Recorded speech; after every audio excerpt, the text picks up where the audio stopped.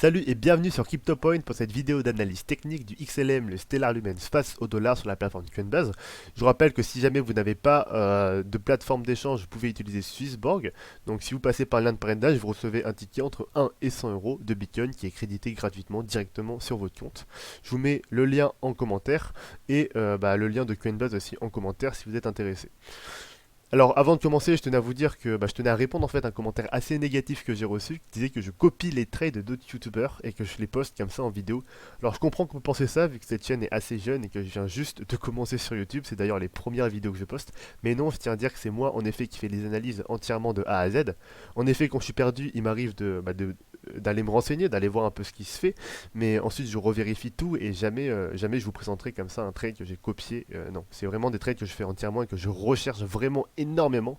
Et si je suis vraiment bloqué, dans ce cas-là, je vais un peu me guider pour voir ce qui se passe. Mais sur LXLM, il y a très peu de choses très peu de vidéos de toute façon qui montrent un peu, comme je fais là, les courbes d'analyse vraiment du XLM. Donc je tiens à dire que c'est vraiment moi qui fais tout de A à Z.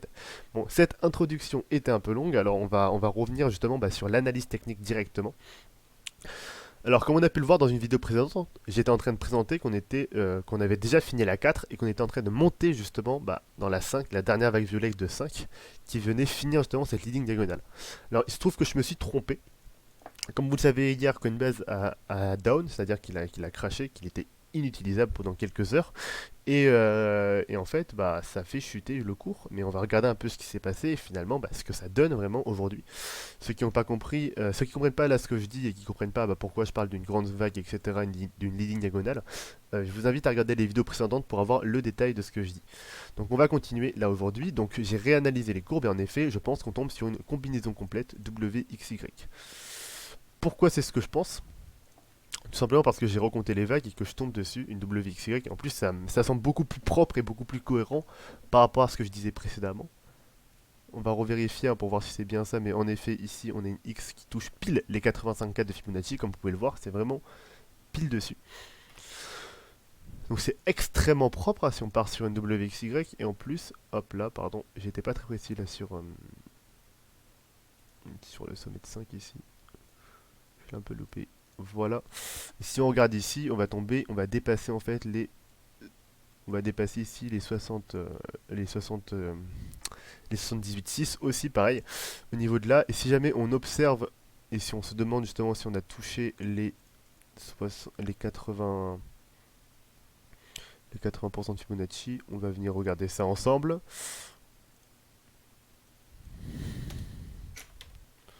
83,6% de Fibonacci. On va vérifier ça ensemble. Pardon. Hop là, je me suis trompé.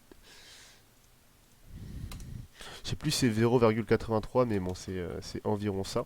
On va regarder si environ on touche les 83%. En effet, on a dépassé même. On va regarder les 90%. On va regarder les 90% de Fibo et on n'est pas encore aux 90%. Donc voilà. On a vraiment une Y qui a été extrêmement grande, une correction qui a été très très forte. Et maintenant, je pense que maintenant, pour le coup, on commencerait directement justement la vague de 5 ici et que la WXY serait finie. Donc cette correction de 4 qu'on a enfin posée ici et cette vague de 5 qui aurait commencé avec déjà une 1 qui s'est déjà formée ici. Une 1 ici qui se serait en effet déjà formée.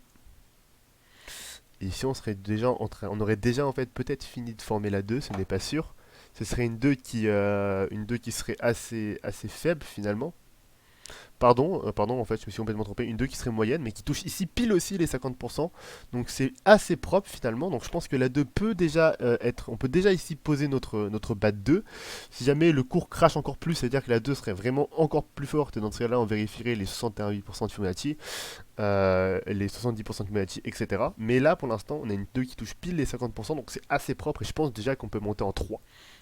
Maintenant, du coup, on peut se demander quels sont les objectifs de cette vague rouge ici. Je suis désolé, aujourd'hui, je suis un peu, hop là, je suis un peu pas très clair, j'ai l'impression, mais j'espère que vous arrivez à me suivre quand même. Donc, du coup, on va venir vérifier jusqu'où touche cette vague violette. Jusqu'où touche cette vague violette pour vérifier justement, jusqu'où touche, pardon, cette dernière vague de 4 pour vérifier justement hop là, pour vérifier justement la vague de 5 ici pour voir jusqu'où elle peut aller. Donc on va faire notre retracement. Voilà, alors là, je suis un peu, c'est un peu le bordel, mais je vais vous lire ça pour vous. Alors en gros là, on aurait une 4 qui aurait dépassé ici on aurait une 4 ici qui aurait dépassé les 61,8% de Fibonacci, comme on peut le voir là, hein, et qui n'aurait pas dépassé les 78,6. Donc comme on a vu tout à l'heure, donc une 4 qui est vachement forte finalement quand même. Après la 2 était assez faible, donc c'est compréhensible. On s'attendait à une carte très forte, hein. Et donc là, on va se demander jusqu'où on peut atteindre cette vague de 5. Je vous ai dit que je privilégiais la tronquée. Est-ce que c'est toujours le cas Est-ce que c'est toujours le cas pour une tronquée? Je pense que je la privilégie toujours. Donc moi, ici, je vendrai la plus grande partie ici au 61,8% de Fibonacci, c'est-à-dire au 0,40 dollars. Je vendrai ici la plus grosse partie de ma somme. Je dirais 50 à 70% de ma somme ici. Et ici, ensuite, je ferai un objectif au 261,8, un objectif au 368, un objectif au 423,6 en gardant toujours 5 ou 10% de notre somme si jamais on monterait encore plus haut et qu'on irait directement vers la lune, to the moon, etc. Mais là, ça m'étonnerait pour l'instant. Pour l'instant, moi, je privilégierais toujours la tronquée vu la phase bullish. Je vous ai dit dans les dernières vidéos qu'on a fait environ 1000%, voire 2000% ces derniers mois. Donc je prévoirais vraiment ici une tronquée pour venir indiquer une tendance baissière qui serait assez forte par la suite. Voilà, voilà. Et donc je vais vous redire les targets de prix pour être très clair. Je sais que, enfin, je les ai dit, mais assez rapidement. Donc ce serait les 40 dollars, 168. Les 200%, vous pouvez vendre une partie aussi pour venir toucher justement pile ce sommet 3.